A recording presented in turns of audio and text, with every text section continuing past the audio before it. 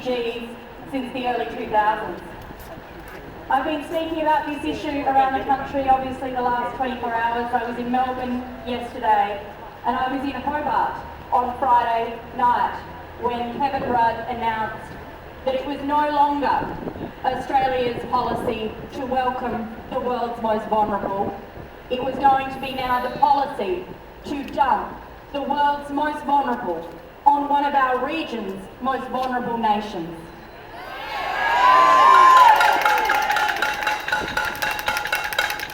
I was in Hobart as it happened because I was meant to be visiting some young boys who have been alone, detained, locked up at the Pontville Detention Centre just out of Hobart. I flew to Hobart and I was planning on meeting with the young asylum seekers there. These are children, some of them as young as 11, on their own, unaccompanied, locked up in an immigration detention centre on Australian soil. And I got a note from the minister saying, "Nah, we're not going to let you in." So despite travelling to Hobart and planning to meet with these children, the minister had told me that my trip had been cancelled. I was barred from visiting that detention centre. And we now know why. Because there was no way the minister wanted me anywhere near the real people that this awful, cruel policy is going to affect.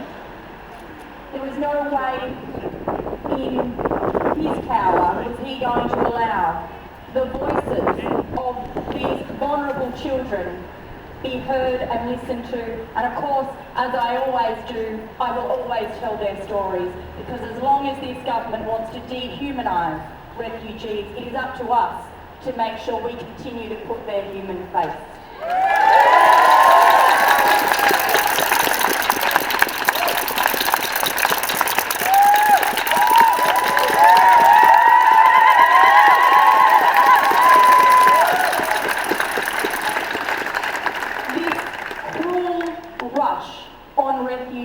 As Kevin Rudd races to the polls in a race to the bottom with Tony Abbott, is in absolute objection to everything that Australia has stood by for 60 years.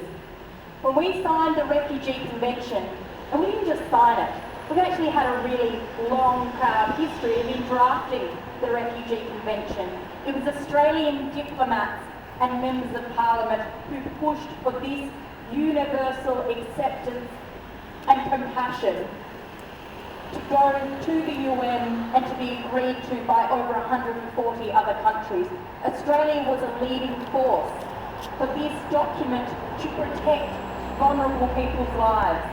And it was because after the horrors of World War II, where persecuted Jews arrived after country on boats and were pushed away back to persecution, the world said never again will we allow domestic politics to override the fundamental human rights of vulnerable families. That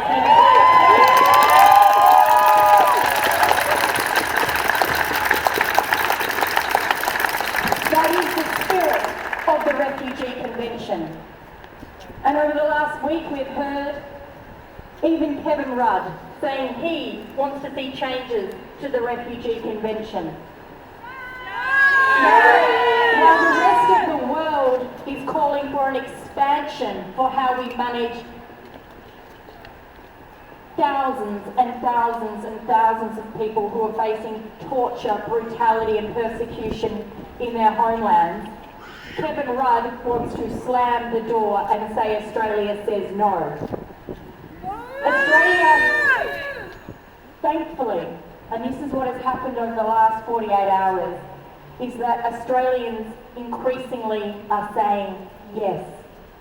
We want to be a warm-hearted country. We are a rich nation, and we want to be rich in heart as well as in resource. We want to encourage the right people to be with us.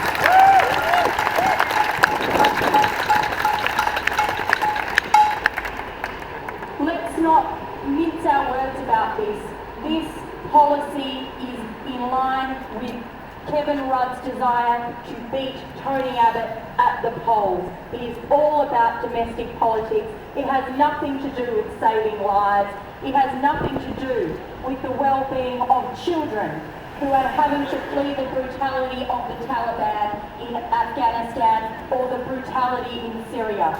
And if Kevin Rudd honestly thinks that this is just a quick fix to get him over the next 6-week election campaign, then he is very, very mistaken and a very poor judge of political history. We know that when we shift the goalposts further and further to the right, you give the fearmongers absolute validation for the fear that they want to keep installing in the hearts of generous, warm-hearted Australians. And it is not on. It is not on to be a leader of our great country, a nation that has stood up for compassion, has stood up when things have been tough and said, we will welcome the most vulnerable people in our region, just like Malcolm Fraser did after the Vietnam War. Who does Kevin Rudd think he is to trash our spirit of generosity because he is desperate to win an election?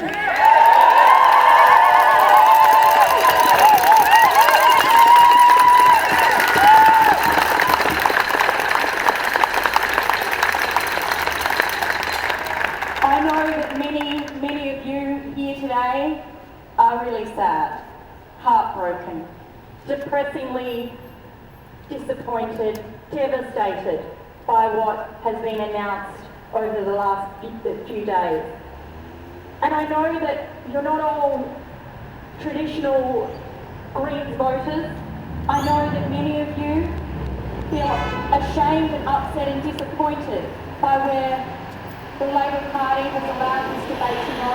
I know there are many Liberal Party supporters around the country who just hang their heads in shame that the fear-mongering has taken over this political debate. And let me say to you, I wish this wasn't about politics. I don't think anyone should play with the lives of a child fleeing for their life. I do not believe it should be politics. I do not believe that the lives of refugees should be used in an election campaign and in a political football game. But unfortunately, that is exactly what is happening.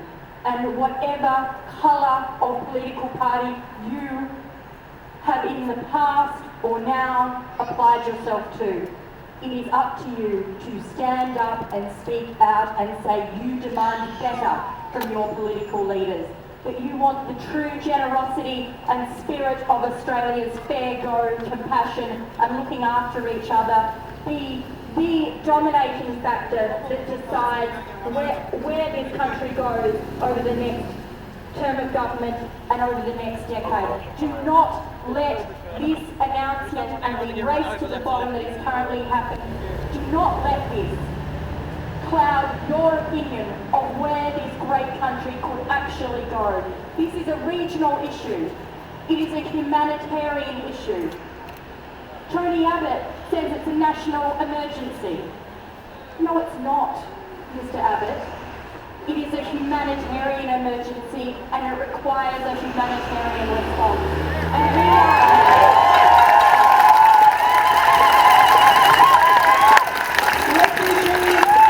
refugees in our region don't come to Australia wanting to breach our borders. They come to Australia for the protection of our borders.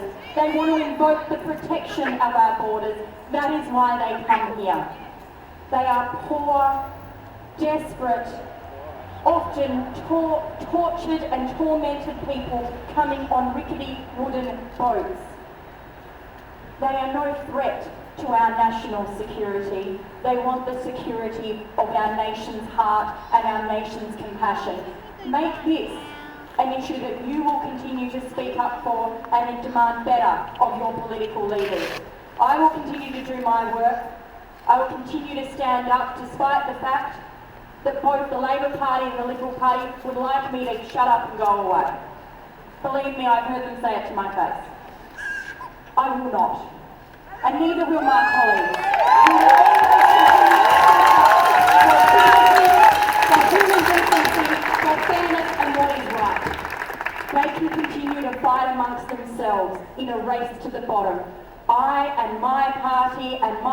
boys at the refugee support networks around the country will stand up for the right of refugees, and while everybody else wants to fight amongst themselves, we will be fighting for what matters. Thank you very much.